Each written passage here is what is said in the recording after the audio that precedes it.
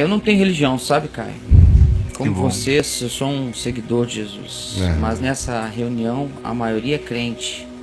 Uma reunião de oração que eu estava fazendo com os irmãos. Comecei a falar de amor, de perdão, do verdadeiro evangelho que aprendo com você. E com uma força de expressão, eu disse assim, 2 pontos. Nós nos tornamos o diabo quando julgamos os outros e não olhamos nossos erros. Perfeito. Nesse ponto, somos o diabo. Irmão Caio, fui repreendido com um demônio. Saiu gente de onde eu nem sabia que tinha, me chamaram de demônio. Que é me isso, repreenderam. cara? Quando o homem não admite que ele pode se tornar diabo pela maldade, ele está na pior situação da vida, porque ele não tem o senso crítico e a percepção mínima que pode salvá-lo da sua diabrice. Que coisa horrorosa. Veja só. É o orgulho como dogma doutrinário. Isso mesmo. O orgulho, é a fanfarrice, é a arrogância, a soberba do ser como dogma doutrinário. Como dizes tu, né? Estou vestido. Os judeus falavam a Jesus. Estás pensando o quê? Nós não temos pai, nós somos bastardos, nós não sei o quê. Tu é que és um bastardo. Ninguém sabe de onde tu vieste. E baixaria danada. Aí Jesus diz, não.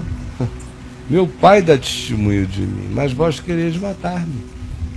Se Abraão fosse vosso pai, vocês se alegrariam, porque Abraão viu os meus dias e regozijou-se. Mas como Abraão não é o vosso pai, vós quereis matar-me. Porque tu és louco. Quando queremos matar-te?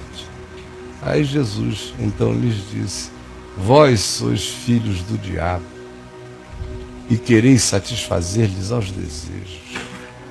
Ele é homicida e pai da mentira.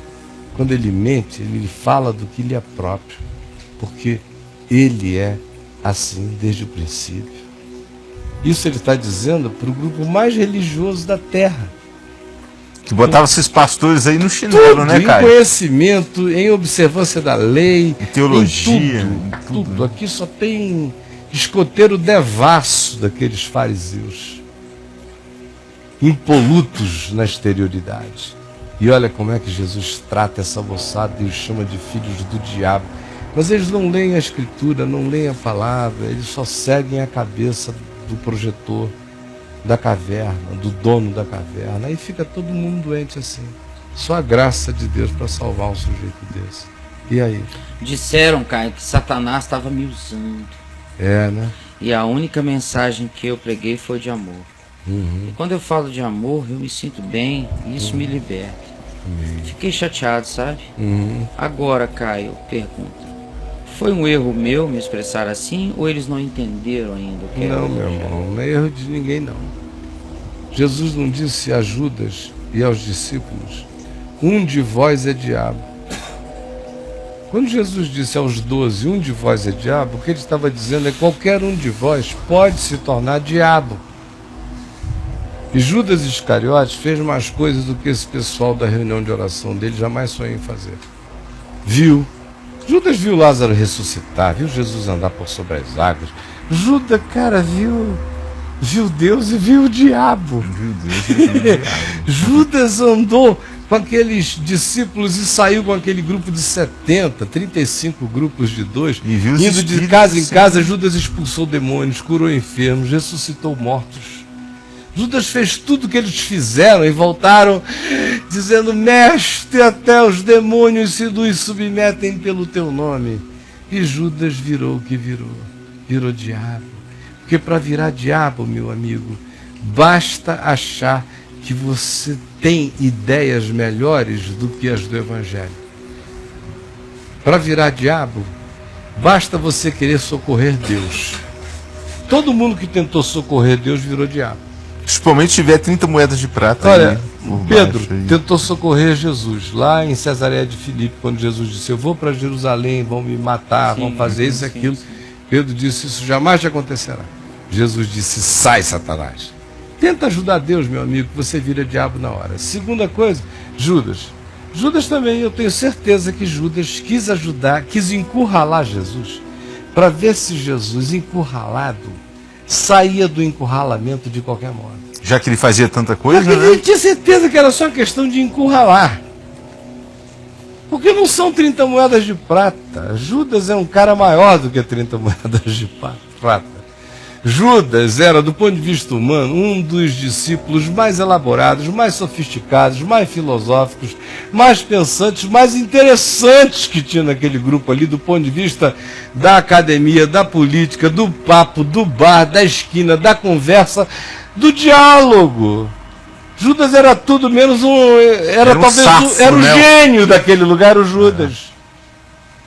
E chegou uma hora que ele falou, não, ele vai ter que ter uma ajuda. Porque na hora que o bicho pegar, ele vai se revelar. Isso aí não está escrito em lugar nenhum, é apenas uma convicção minha, e eu me reservo ao direito de tê-la. E acho que o sintoma psicológico e das ações dele posteriormente ao que ele fez revelam isto. A primeira coisa foi não ficar com as moedas, atirá-la no templo. Porque se as moedas tivessem tido algum significado, ele teria ficado com elas e não teria havido suicídio. Se a moeda tivesse tido algum significado, Judas tinha ido embora, teria virado outra coisa. Você tem noção se é um grande dinheiro, 30 moedas de Não, prata? não era essas coisas. Não era uma merrequinha, mas não era muita coisa. Daria para comprar um terreninho de segunda categoria, para fazer um cemitério de estrangeiros. Então, esse cemitério de estrangeiros, você compra uma coisa de terceira categoria. Não é de primeira. Que belo preço pagaram pelo meu É. filho, né? Então, dava para comprar uma gleba ali, para enterrar uns vagabundos. Pois bem, não foi a grana. Dava para comprar na Estrutural, mas não dava para comprar no Lago Sul. Não dava, não foi a grana. Segundo lugar, vem a reação do cara, remorso, tocado de remorso, foi e enforcou-se, dizendo, pequei traindo sangue inocente. Isto dito, eu tenho uma certa convicção, que é só minha, de que Judas, com toda a elaboração mental dele, ele quis criar um encurralamento para Jesus. Ele quis fazer essa ajuda final, fatal para Deus. Pedro tinha cometido de um modo. Como Pedro várias vezes disse, nunca te acontecerá, nós não deixaremos. Pedro puxou da faca, cortou a orelha do servo do sumo sacerdote. Tenta ajudar a Deus, meu amigo, você se dana, se ferra, você se endiabra. É o pessoal que fica tentando ajudar a Deus. Não houve cura, mas a gente quer que muita gente se converta, a gente inventa uma. Tá assim. Não houve nada. O culto nem aconteceu, vai ser na sexta-feira, mas o cara vai gravar o programa dele na televisão na segunda. Ele grava o programa de segunda, terça, quarta, quinta e sexta. Na segunda-feira, ele já está contando os paralíticos que andaram, os cegos que viram, contando a história de uma mulher vestida de vermelho que viu no culto de quinta, que ainda não aconteceu. Ele está gravando na segunda. Ele grava os 5 cultos? Antes. Mas vai dar ideia, vai ter gente que vai se manifestar, porque o povo quer. Está todo mundo vendo o que o cientista manda. Na caverna a gente vê o que o Nosso Senhor local projeta. Ai, ai, ai. Dá canseira, hein, Caio? É.